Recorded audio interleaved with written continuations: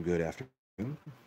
There's this talk that I just listened to by Dr. Peter Glidden, I think it is, Peter Glidden, and I thought it was really interesting. It's talking about the electrical revolution and how it um, was basically the precursor for soil depletion. And here's how this happens. And now I want to say this as a caveat. Some things that he was saying that was um, see, if you give a child a little bit of information, but not the whole piece of information, they're gonna do something wrong with it. And people that are scientists often have this mind where they think they've known something and they're missing a very important piece of information. So let's start with what he said, and then I'll get to where he's wrong. So here's what he said. Due to people using electricity, they stopped burning wood, and the burning of wood causes all of the ash, and that ash, as you burn wood, you're burning off the cellulose and the sugars and the fibers and all of this, and you're basically left with minerals. You have the gray ash around the outside and the potash in the middle. Now, what happens when you burn wood? Now this is great. See, so what has happened? So what they would do is they take all of this ash and they would give it to farmers. They put it in the fields, and thereby just keeping the cycle going. Once we started using electricity, something way different happened. Um, so in this way, he's very correct. But then he goes on to say that people would use it as a food supplement. But we see here's where it all goes awry because people won't tell you this because I don't think they know, or they're not chemists, or they got a piece of information. They want the salt. They want the Himalayan sea salt and all of this. But what happens when you burn wood? What are you burning off? Carbon. So, what do we know about salt? There's two types of salt. There's You can look it up via the chemistry terms, inorganic and organic. Inorganic means the carbon bond has been burnt off of it. There is no carbon bond, much like sea salt, or like this fire that had burnt this tree down to minerals. There's no carbon bond, so it makes it inorganic, just like salts and everything else. And we know the body has to use organic, an organic salt, which means there's a carbon bond. It means in the fruit, the living system, it was organic and organized information that was living. So the tree was living. So we could consume the tree, we could consume the fruit and the vegetation.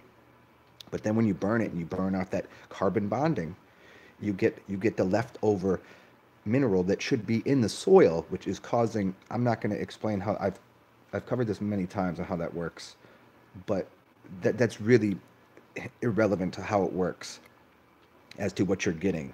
You're getting salts in the plant form that are carbon bonded and useful to the human body.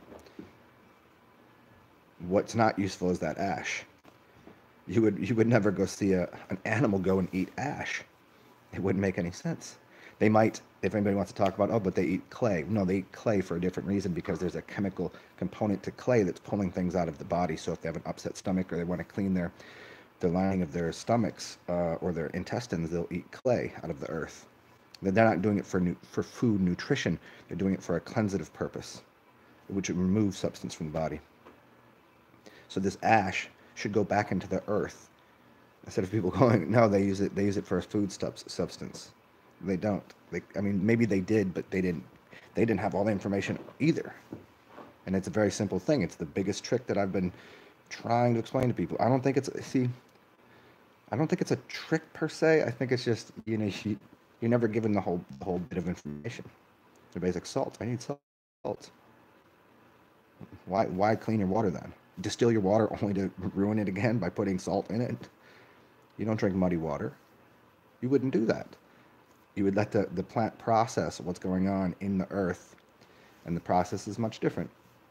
But yeah, I mean, but the larger portion of what he was saying was right on, and I was really digging the talk, as all of these different I mean, there's a bigger thing that the electrical system is causing to happen around us and with the water and the earth. But certainly, certainly when we were using fire, there was it's a different type of if I take the good side of this, there's a different type of transmutation going on with the if we live in if we live in an electromagnetic system and we start putting more electricity into it, we better know what we're doing with magnets too.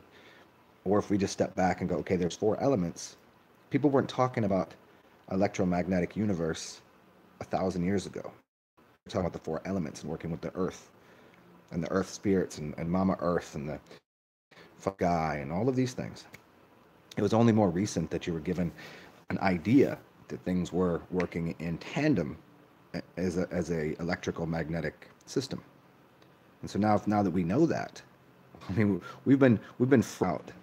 You're starting to people are cooking their stoves. They're electrical stoves. I mean, it's causing something different to happen. Microwaves and that. It's not that there aren't microwaves around us. It's not that there's not electricity going on through the air and radio frequencies and all of this. But we've changed the system. I mean, we're still in pretty much an enclosed system, but we've changed we've changed the alchemy of it. It's like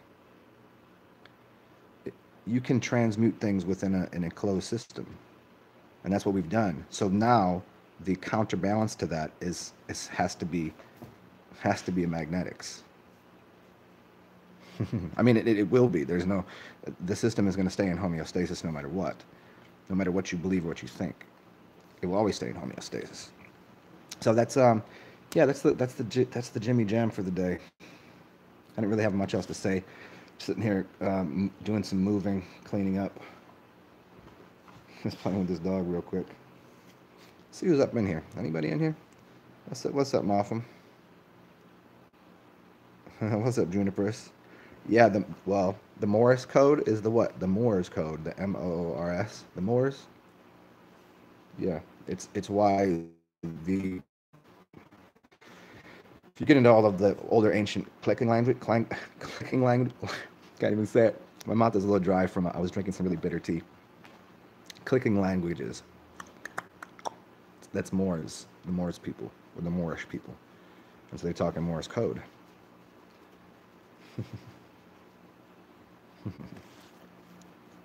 Get the click clack. I'll stand here for like 5 more minutes because, as always, if my video is over 10 minutes, more people, for whatever reason, click on it.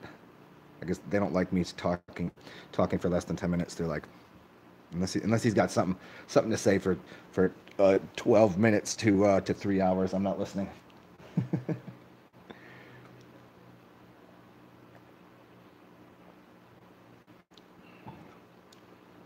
Stop harassing me, dog. Go lay down. Go lay down. As soon as I get on here to make a video, she gets all like jealous that I'm on here doing this. And she's like, "Why aren't you playing with me?" Pete, of course. Buenos dias. Buenos? Bueno. Anything you guys want me to add to that, or if you didn't hear it, or if you did hear it, anything that doesn't make sense about that, or I can just spin off in a new direction.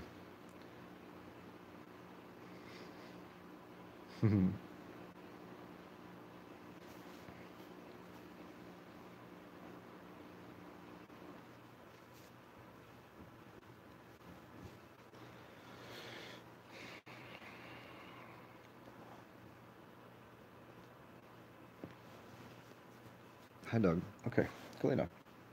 Go lay down. Go outside. The door's open and everything. The magenta magnetosphere. Oh, somebody had asked me the other day to talk about. I'm not going to do it too deep here, but the green and the purple of the Aurora Borealis, and then the different portals. I kind of touched on it the other day a little bit, and who else did a big video on it?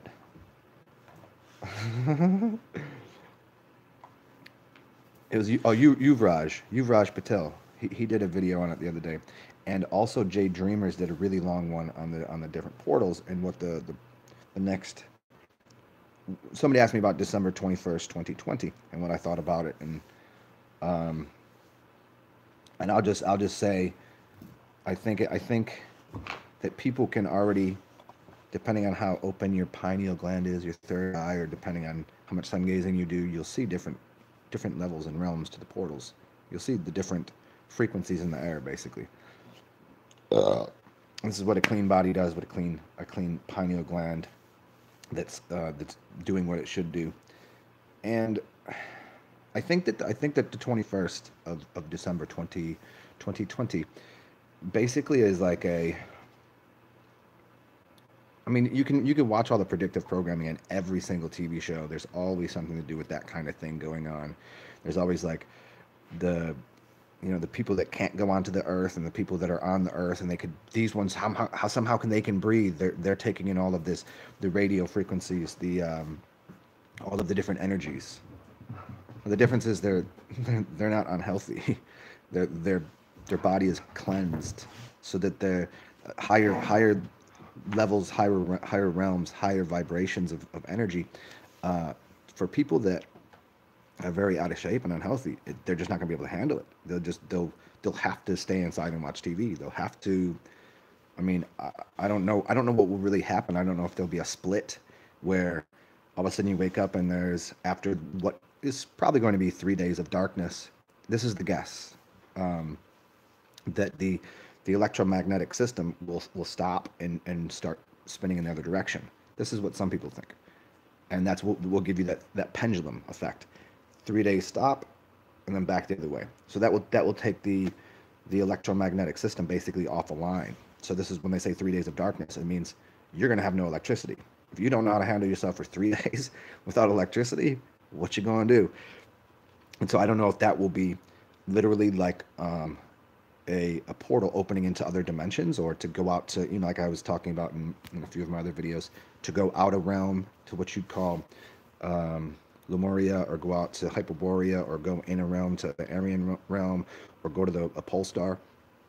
That probably is a possibility, but there's also a possibility where frequencies on this planet will just change, and the people that are of low vibrations just won't be here.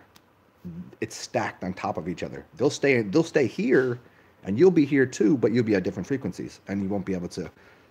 They won't be able to see you. You'll become invisible. That's what I think. To a degree, I think if anybody's ever done, like, you just walking, if you're in a deep meditation or something, and somebody's like, oh, I didn't see you there, because you were just like, you were literally vibrating at a different frequency, until you took your focus and changed it, and you just adjusted brain waves in your body, and they're like, whoa, where did you come from? Just walked into a different realm. Hmm. So so there's that. I kind of have a hybrid idea of what will occur there, between the way Jay Dreamers breaks it down, and um, the way maybe like Kenny Martin and Norbs break it down. They're very similar. Um, Jay Dreamer gets a little more into like the center. The center will be a portal that will open up, and because of the electromagnetic system just shutting off. This goes back to why your body needs to be clean. If you have a bunch of inorganic elements in you, if you have a bunch of, that's going to affect what happens if there's no positive and negative. If there's no electrical system, there's no magnetic system, and it's shut off for 3 days, then that's going to affect you quite heavily. Where other people, I mean, maybe you'll see people just levitating. Maybe you'll see people floating around. Maybe you'll see people like like you see in an astral realm, flying, because they can control their body. So I kind of have a hybrid idea of that those things will probably happen.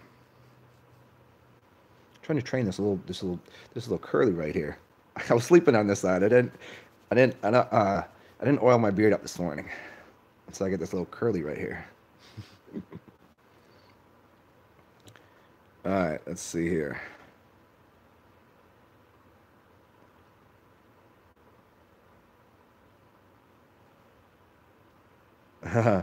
Backwards basking birds. They're probably saying something pretty awesome. frat boy, you vibrated out of you while you were awake or during, astral travel, like during the sleep. I mean, it's, sleep is a lot easier. If you could do it while you're awake, that's heavy duty. Like putting your mind into that. I mean, you'd have to get into like almost a delta, but to stay awake in a delta is pretty hard. Or you'd have to go in the other direction.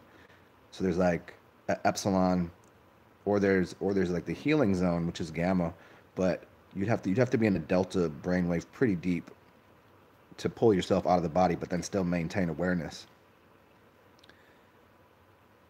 But I mean, when you're sleep, even when you're in bed, you're still able to recall that your body's on the couch and you still can feel it there, or if you're in your bed, whatever. It's just usually easier to do like about 3 a.m.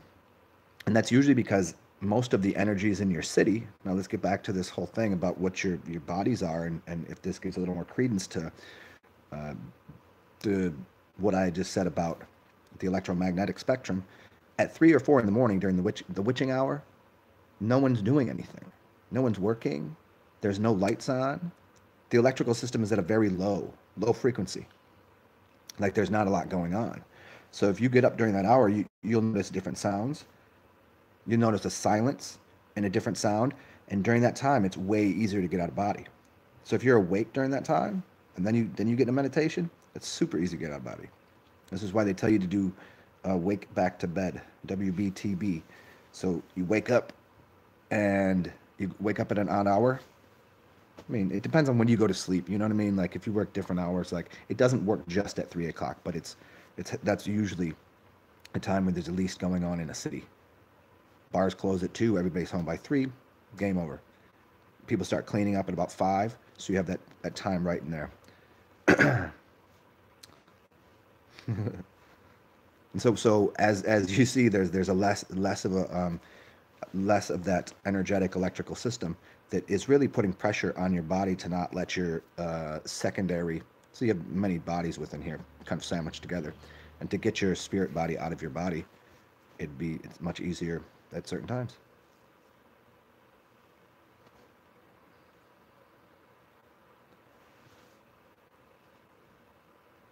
Hold on, let me put this. Let me see what this dog wants. Give me 1 second, y'all. I'll be right back.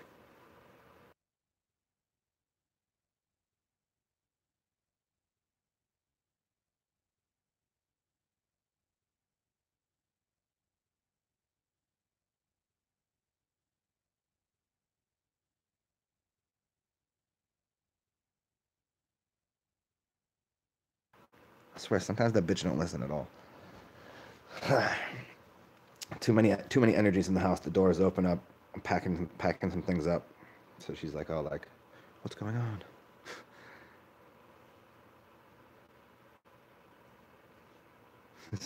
Taurus donuts at 3 a.m. This is correct.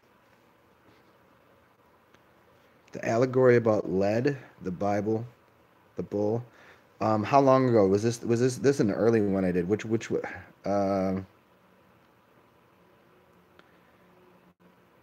well, oh, you talking about the writing that I did? If you want to, do you remember the writing that I did? That would be the easiest way to break that down, because that's a really long talk that I'm really not. That's going to turn into 20 minutes of me talking, and I don't really have 20 minutes of me talking time right here. I just kind of stopped to make a short video. But the Bible and the lead, that's on my Zen Alchemist.wordpress. You can check that out there. And there should be like three or four right in that same time frame, where I think it's called the Bible and the allegory of. You know what? I have my other computer. It's somewhere around here. Hold on. Let me see if I can find it for you. Let me see what I can do for you. Of course, this is not working now. Well, you don't get it. You gotta go find. You gotta go search it out for yourself. I gotta charge that thing.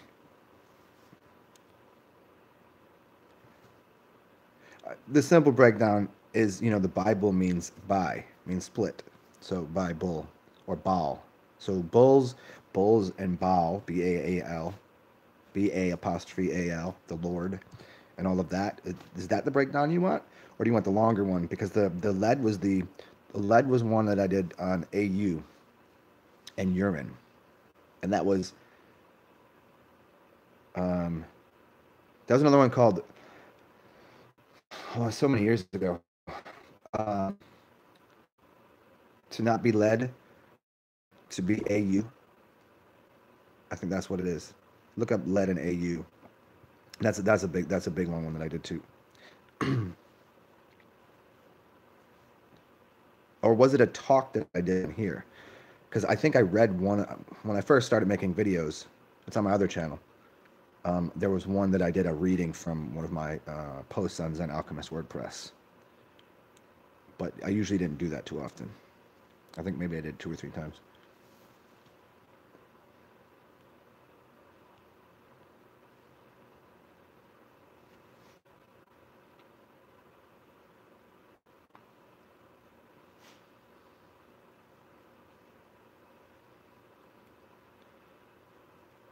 Hmm. Hmm. Well, yeah. So you got bulls and yeah, man. Bull. I think that the gold one is the one you're looking for, and because the a cigar and a cigarette is a you put et on something, it feminizes or makes it smaller. So a bullet is a small bull, and there's a connection to the element of lead and why we're being led somewhere because there's magnetics pulling on the lead. So to lead something doesn't necessarily mean it's a good thing. Lead is also a weight to go fishing, pulls it right to the bottom. Lead weight. Lead is not always, lead's not supposed to be. It's like iron and lead, dude, are two different things. I mean, well, excuse me, obviously two different things, but those are two elements that you shouldn't be too interested in putting them in your body because the iron fillings are magnetically attracted, and lead is basically what? A pencil? Is it the 2B pencil one, maybe? You could look that one up, 2B or not to be. That might be it. Yeah, I mean, dude, that's always how I talk. You know, I don't really, I don't, I haven't written anything down in years because it just, I don't know, it was because I'm a perfectionist when it comes to writing.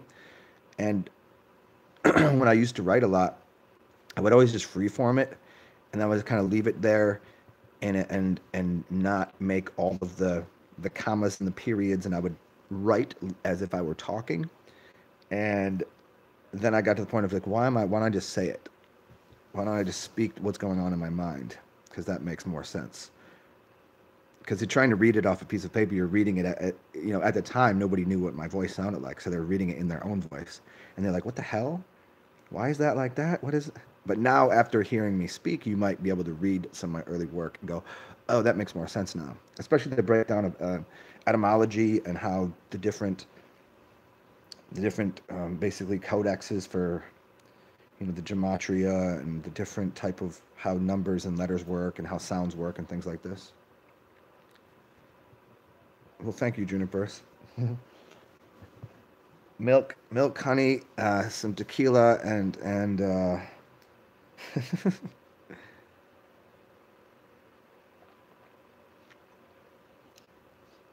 little bit of green tea. Well, actually, that's black tea today.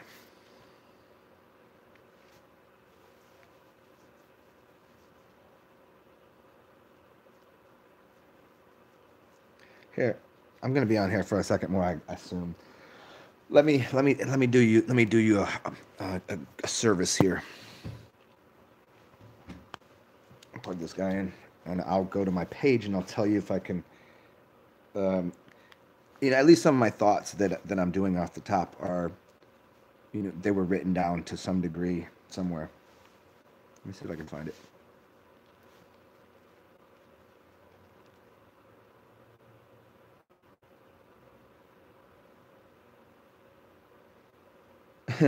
It's funny. Doing like a talk that was scripted. I can't do it. It's like I can't. It's not that I can't. It's just it becomes stagnant and so not living that for me it's like when I feel inspired to speak, I push the button and I talk. So for me, like doing like, hey, I'm gonna do a talk in Dallas on the 21st of September. That to me doesn't make a lot of sense because I don't know if I want to talk then. I don't know if I have anything to say. And writing things out and scripting it, that comes off as like really kind of directive and authentic. Even if it's quality information, I just don't prefer it.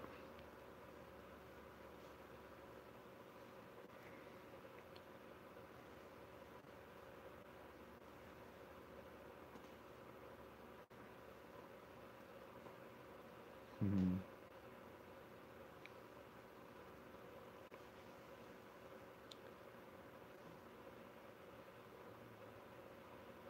We're almost there. The computer's taking a few breaths here to get working. There it is.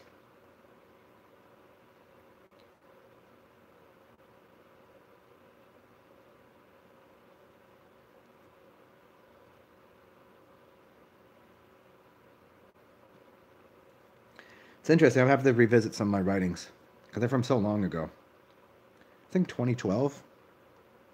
It's kind of weird to say. 2012. No shit.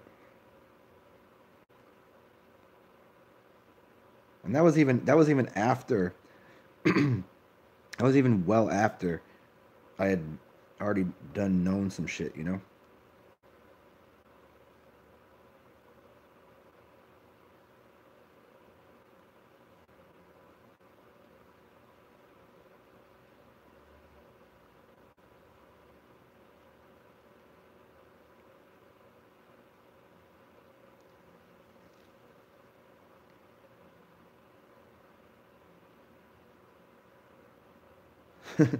And another reason I don't write too often is because doing it from a tiny little tablet or a keyboard on a phone doesn't make a lot of sense. Here you go. There you go. Bible Talk Allegory of the Tree. That's a good one. Um, let's see. Let's look at my archives. Holy shit, back to August.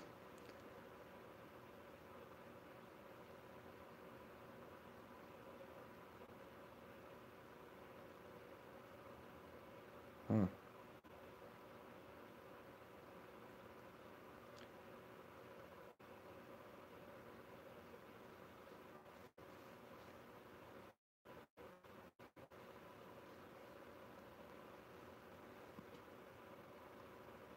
Yeah, there's a lot. I didn't realize how much writing I had done. So you're gonna have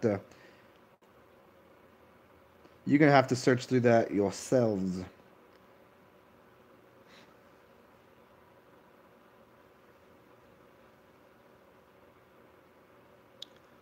The fasting talk. Oh man. Oh, on my channel, I have about 1,000 videos, so that's gonna be a little more difficult. Just put my name in fasting in or Orin or I've done probably 10 talks on fasting at least, and they all come from kind of a different direction and like the why and the what. And I have some short ones that I just broke down really simply. Then I have the longer one on my 40-day fast, and then but the writings, man. Hmm.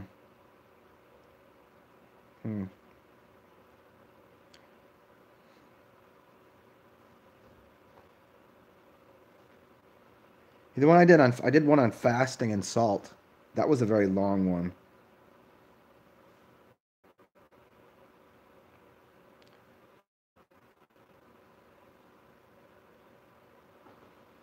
Yeah, but I think the ones that I've done on fasting where I talk are probably about a year and a half ago. Most of them. So I have some newer ones. Those should show up. Those ones I usually tag correctly. Usually.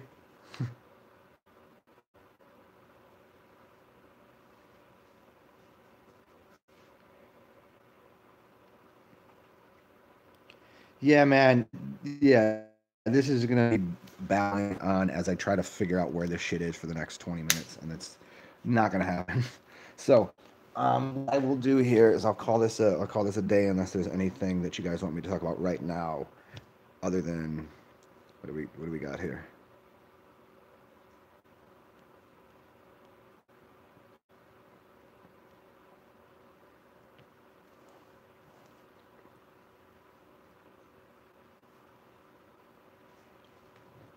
Speaking of fasting, I think I'm going to be doing a fast pretty soon, considering it is the proper New Year. New Year being either the 22nd, basically being the spring equinox, or April 1st. April 1st is kind of the New Year. The spring equinox is the is coming into spring, but I think the 1st of April.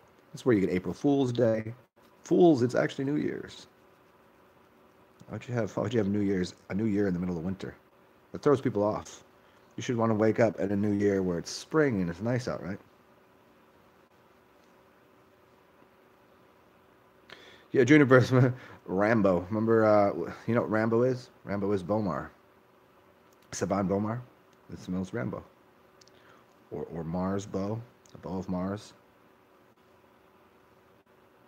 Hmm. All right, maybe I'll get on here in a little while. In a little while, guys. I'm gonna shower up and finish what I was doing, and yeah, have myself a little snack, and then come back on here, and or maybe I have a new idea. We'll talk about something else. Have a glorious day. Do weird things, and we'll talk